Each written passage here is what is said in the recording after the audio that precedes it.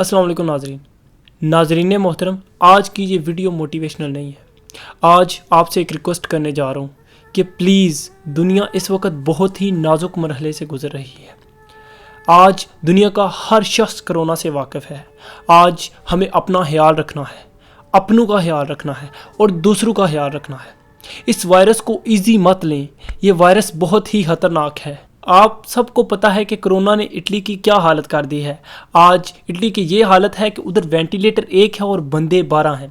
मुर्दों को दफनाने के लिए जगह कम पड़ गई है। आपके साथ इस वायरस से मुतल्लक कुछ मालूमात शेयर करने जा रहा हूँ ताकि आप ये समझ सकें कि ये वायरस कितना ख़तरनाक है।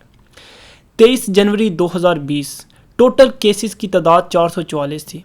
उसे ठीक 7 दिन बाद 30 जनवरी को टोटल केसेस की तादाद 4903 हो चुकी थी और उससे ठीक 7 दिन बाद ये केसेस की तादाद 22112 हो चुकी थी। अब इटली की बात करते हैं। 22 फरवरी को इटली में टोटल केसेस की तादाद 22 थी।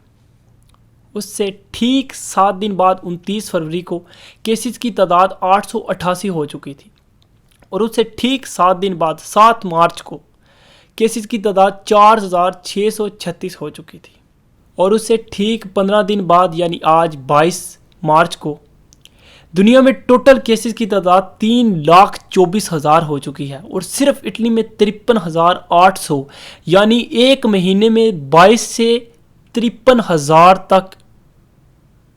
अब आप ये समझ चुके होंगे कि ये कितना खतरनाक है।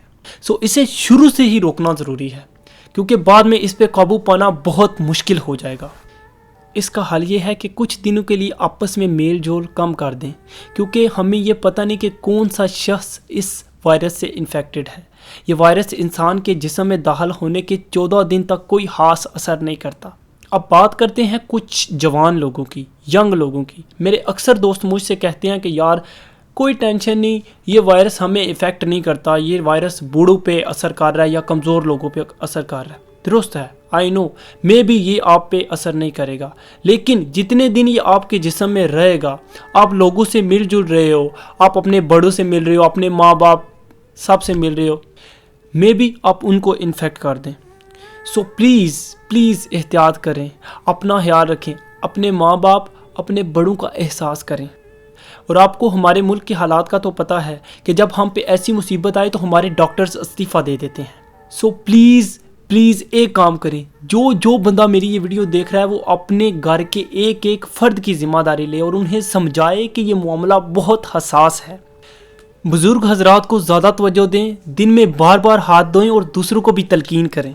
हो सके तो बिल्कुल बाहर ना जाएं और अगर बहुत ज़्यादा ज़रूरी हो तो जाएं, लेकिन ये चीज़ याद रखें, हर वक्त याद रखें कि हम कोरोना से जंग लड़ रहे हैं। और दूसरी बात, हम सब के गाँव में, मोहल्ले में या गली में कुछ ऐसे अफराद हैं, कुछ ऐसे घराने हैं जिनमें दिहाड़ीदार लोग रहते हैं।